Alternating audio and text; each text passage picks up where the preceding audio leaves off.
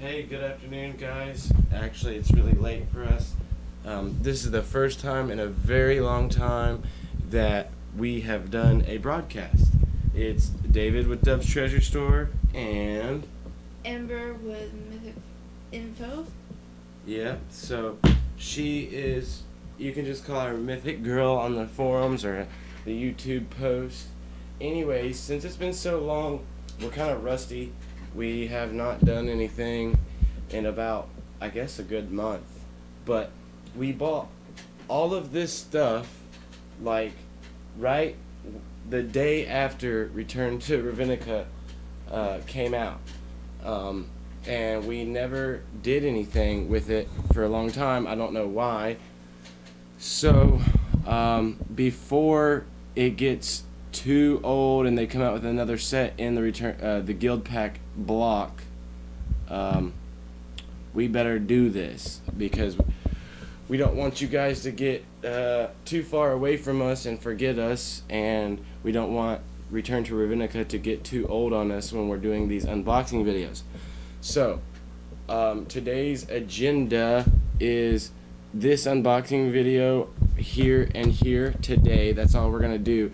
But I did want to go ahead and show you all the stuff that we got and that's on the agenda for what we're going to do. So this is the rundown of what we got. We have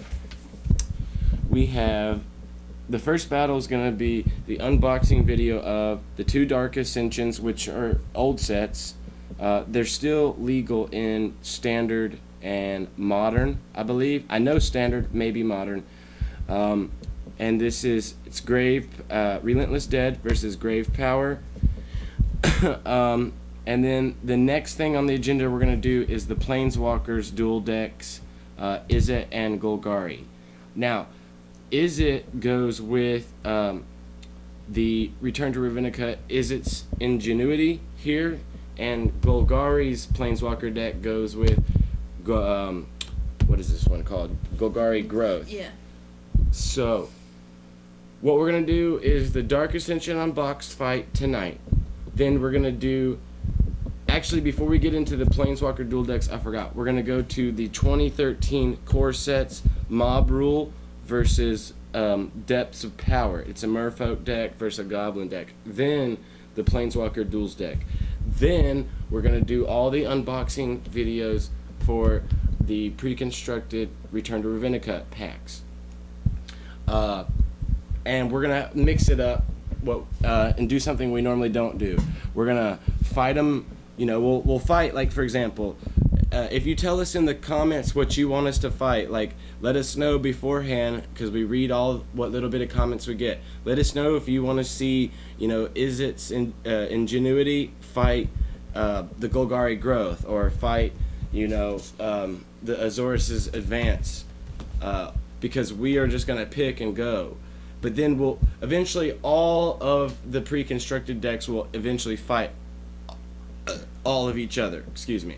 Then over here we have a factory sealed booster box of Return to Ravinca. Beautiful. I want to open those right now, but I'm not going to do that because that would be jumping around.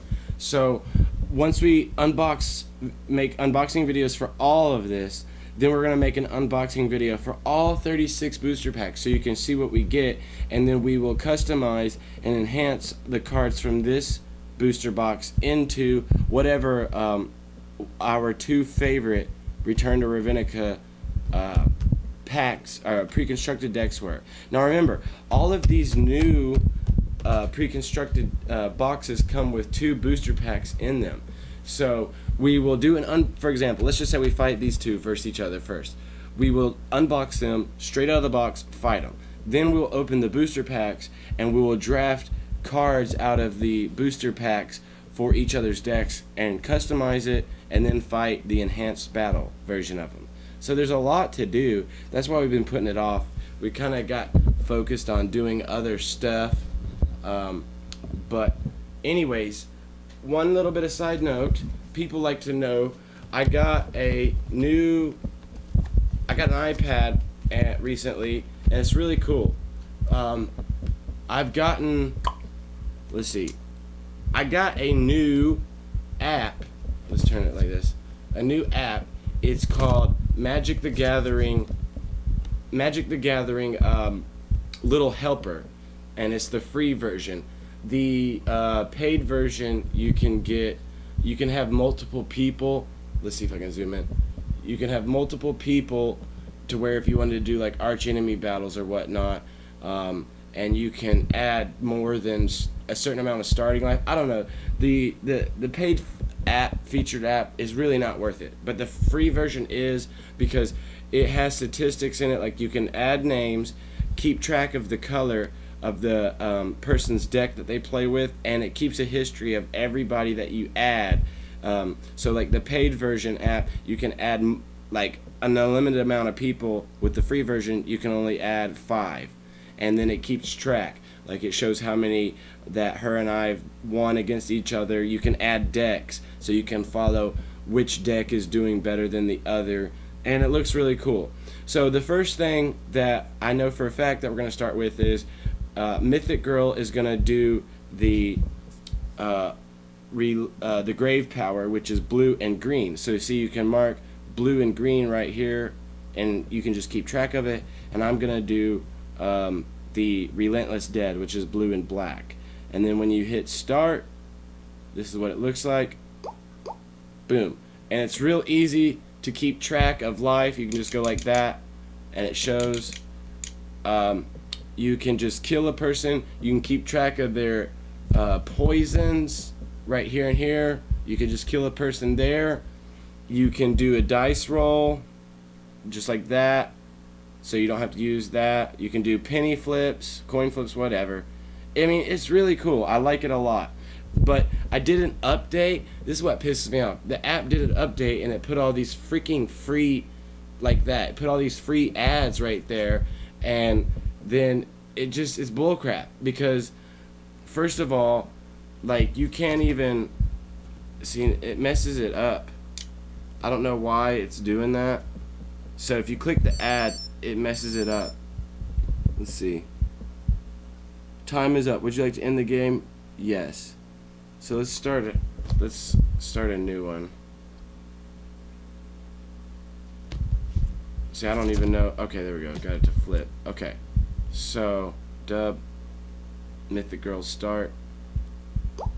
Now, see, if it didn't add that free advertisement down there, it would be cool, because sometimes it does it, sometimes it doesn't. That's my complaint about this app, because you need to keep track of poisons sometimes, and when that little free advertisement comes, it covers up this player's poison.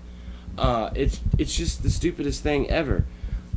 Also, you can keep track and like post. See this Facebook thing? You can post the end statistics, or during a game you can post the statistics to your Facebook.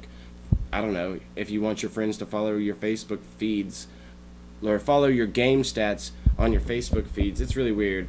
If you go back to the menu, this is what it looks like with multiple people, because we do it for arch enemy battles now. Like, let's say you add, see, you can only add, if you get, let's see, unlimited. Okay, you can upgrade to the Pro, which is $3, and that gives you all features. Or if you just wanted to use unlimited players, that's 99 cents. So it's really stupid. But this is what it looks like with 3 people. So see, if you had unlimited people, like let's say 10, they would be all around in a circle, and then your controls are limited. But when you click it, it brings up a menu like that. So that was just a walkthrough of our new app, because we used the app on the phone. I used to, but now we got this big thing, which is really, really cool. Exit without saving history. So that's that app. I really like this app a lot, and you guys know I've gone through a lot of apps for Pokemon and Magic. Now, speaking of which, we also just got into, let me zoom out. Is that good? Yeah. We also just got into Yu-Gi-Oh! So here's a Yu-Gi-Oh! Mat. Dun, dun, dun. People are like, oh no, they got into Yu-Gi-Oh! Well, yes, we did. because Yu-Gi-Oh is really cool. Here's another Yu-Gi-Oh map. So we got right now I have a featured pre-constructed Yu-Gi-Oh Samurai deck, and I have a pre-constructed zombie deck that I went to the card shop and enhanced. I put about $25-30 in the zombie deck, made it a 60 card deck, and it's pretty badass. And my friend helped me make a flip deck, and the flip deck is made out of all commons, and it is really mean, and it's just a bunch of commons, so it's pretty crazy. We're going to be bringing you some Yu-Gi-Oh battles now. So now we do everything. I need to fix my microphone. My microphone is just shaking. Yeah. We're having we always have microphone issues. It's so ridiculous. Sorry, guys. I don't know how to... You see something we could stand under that? We always have microphone issues. Like, that's one of the main things I've been trying to address is the microphone. Wait a minute, I might have something. Don't worry about it. No, just sit there. Let's see. Because the microphone is shaking back and forth, and I need to get it stapled where it's not just shaking and baking all the time. Yeah. Hold on, let's see. I'll just gonna try to stack a bunch of stuff under it so it doesn't move anymore. Let's see. Maybe that'll work. I know probably it's really sounds really windy or something, but okay, that should make it stop moving. Now I gotta turn it. So we've been trying to address the sound issues for a long time. I just need to get more funds. Okay, so we got Yu-Gi-Oh battles, we got tons of new Pokemon coming, but let's get straight into this because we're already, it won't tell me, but I think we're already like 10 or 15 minutes into that intro. So today is, just as a record, what is today? Friday? Yes. 2:30 in the morning. December what? What is today's date? 13th. December 13th. Friday the 13th. Friday the 13th on a December, 2:30 in the morning, because we're weird. Alright, so let's do this unboxing video. Here we are. Alright, if you will clean up off help me clean up off the stuff, except the Dark Ascensions. Okay, so we know you guys like it when we just open the packs and we go straight into battling. That way you guys know that there's not been any adulteration to the decks. We haven't messed with anything, and you guys know that it's like we take it right out of the pack and, like, you know, we go, and that's that. So I know that's, I would like to see it like that, and sometimes it makes us nervous because we don't even get to read, you know, like any strategies about them. Like, we just bought these and we haven't done any scripting. We haven't strategized for this. We're just go straight into it. So it's raw.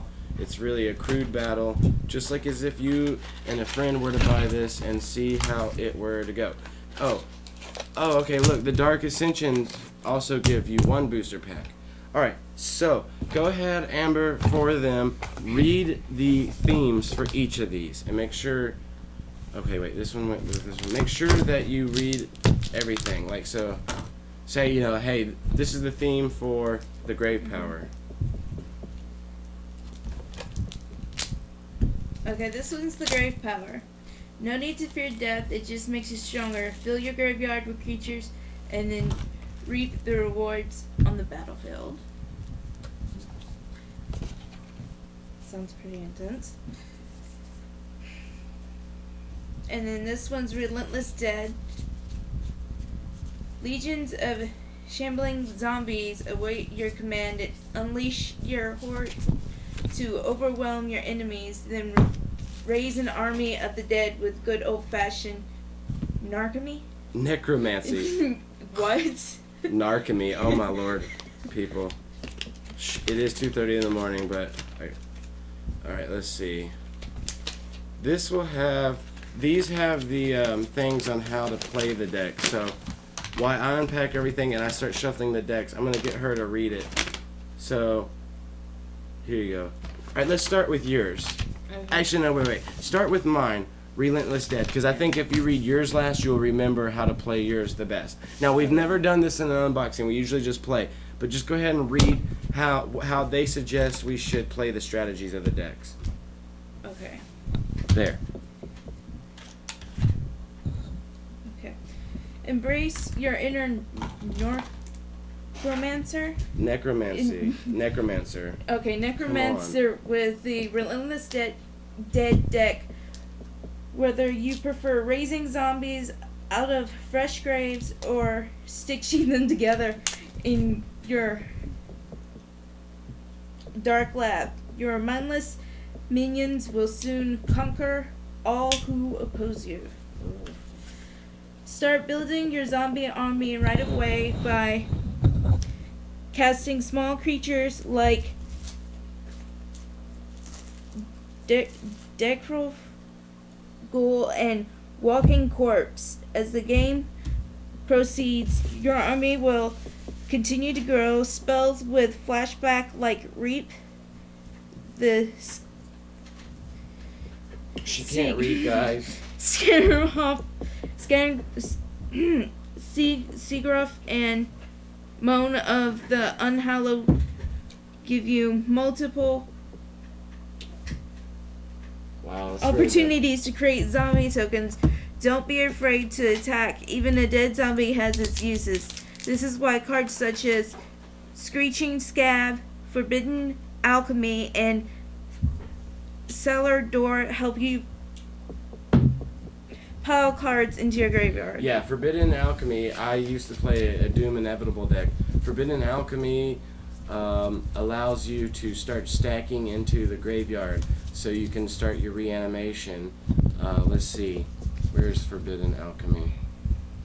Forbidden Alchemy, look at the top 4 cards of your library. Put one of them into your hand and the rest in your graveyard. So it's card control. You get to look at your cards on the top of your deck and put one of them in your hand, whatever you need, and then put the rest, hopefully creatures, in your graveyard. And it has a flashback, so that's good too. Okay. Having bodies in your graveyard means you can cast Corpse, Lunge, or return a zombie to your hand with Ghoul Riser. More importantly, you'll be able to create some of your bigger zombies, Makeshift Mauler and Scab Goliath. Let's see. That recycle the parts from dead creatures. Best of all,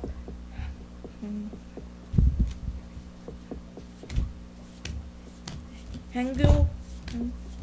Okay. Rebinder can turn rotting graveyard in their hands. How about you read that whole sentence over again? Because I'm losing. If I'm losing attention, I'm not paying attention to you, then they aren't either. That was rough. Best of all, Heavengoal Rebinder can return rotting graveyard interhance creatures into fresh, new, still rotting zombies and make your entire horde bigger. Whether you press the attack with hulking monstrosities or overwhelm your opponent with numbers, inevitably is on your side.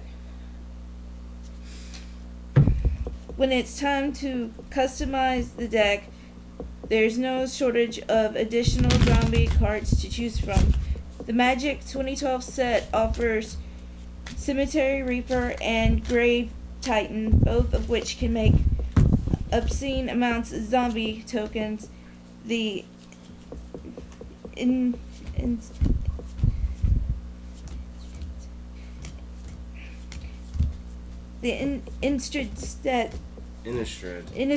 set contains Rooftop Storm, which reduces the mana cost of your zombies to 0. And the Dark Assassin set has the jaw-dropping zombie apocalypse. Basically, they're just saying, since she can't read, basically they're just saying if you buy more, spend more money from the sets of this block, you'll get more zombies or whatever you need. But basically, I have seen this set. There's not a lot of good stuff from this set. There are a lot of zombies, and there's a lot of multicolored zombies, and it's, I don't know, I don't really like this set, but I do like grave decks, like Graveborn. I like Reanimator decks. So we saw these two. It was a closeout special on these two Dark Ascensions, so that's why I bought them. Anyways, I'll read it if you don't think you can read that, but I'm shuffling this last deck and we're good to go. So go ahead and read it. It's fine. That's your deck, so pay attention on how it tells you to play. The Grave Power deck harnesses the power of lost souls, refracting them into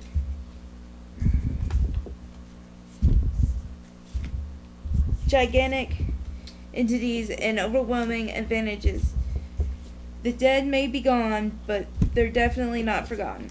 The key to winning with this deck is to put as many creature cards into your graveyard as you can with cards like Deranged Assistant, Mulch, Trackers. We all know what Mulch does. Mulch pretty much mulches cards from the top of your library right into your graveyard. And Armed Scab. You can also get creatures into your graveyard from the battlefield, of course. Perhaps by sacrificing Downshutter Elk or engaging in combat with Ambush Viper. The fatter your graveyard is, the more you'll reap the rewards. Imagine you have just 6 creature cards in your graveyard. Bewildered, Warrant, and... Here, where are you? And...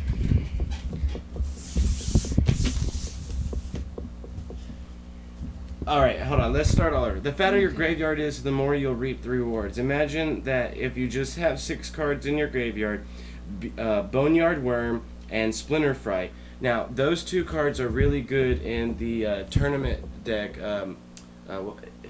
Death Fed. You know the Death Fed deck I play? All the creatures in your graveyard pumps up your spells and your creatures. Basically, that's what I'm going to be playing, so you're going to be this will be a very familiar deck. So, Boneyard Worm and Splinter Fright are both 6/6 creatures that you can cast, the mighty 10/10 Ghoul Tree for just 2 mana. That's 6 colorless less than normal. Wreath of Geist gives you the creatures, it's enhancing to 6/6. Grim Flowering would let you draw 6 cards, and Gnawed of the Bone would have you gain 12 life. So if you have more creatures in your graveyard, for example, Gnawed of the Bone gives you more life. Like Gnawed to the Bone gives you 2 life for every creature in your graveyard. That's what she was trying to say. So while attacking with huge creatures is effective, attacking with huge creatures that can't be blocked is even better. Either Chasm Drake or Executioner's Hood can grant an evasion ability to one of your giant monsters. Alternately, you can enchant a flying creature with Wreath of Geist. If you'd like to make the deck more consistent, you could simply add more Boneyard Worms, blah blah blah, and Splinter Frights. That's bullshit. The only thing I would actually add is more Splinter Frights, but really, actually, this deck might be good if I add them, if I mix this deck and my Death Fed deck together, because I already have this deck I already have really enhanced with the Death Fed deck. So actually, I don't know exactly how to play this deck. It kind of worries me that the tournament deck wasn't that good, and it took about $50 to enhance it. So this is probably the crappy version of that tournament deck. And going through it, yes, it looks just like my Death Fed deck, but really shitty. Oh, great. So this is exactly what I use, just a little bit different in my Deathfed deck. So that's good. You've played, okay, you use your Arbor Elf deck to fight against this deck. So you should know how to play this deck very well because you fight against it a lot. You know, you use, like, you're going to be using Mulch to throw creatures into your graveyard. You're going to be using this guy, Armored Scab, to throw cards into your graveyard. You have no control over that, but hopefully the top cards that you're milling off your deck into your graveyard are creatures to pump up cards like Splinter Fright. Splinter Fright gets strength and toughness equal to the creatures that are in your graveyard. So you know this deck, so you should have no problem playing this deck. Secondly, these pre-constructed decks always have so much mana that these are such slow battles. So they're shuffled, but go ahead and give it an extra shuffle or two like that, and then we will get started. So you're playing basically my main deck, just a very slow, shitty version of it. Alright, I'm good. I'm going to go ahead and draw my 7 cards. Alright, let me get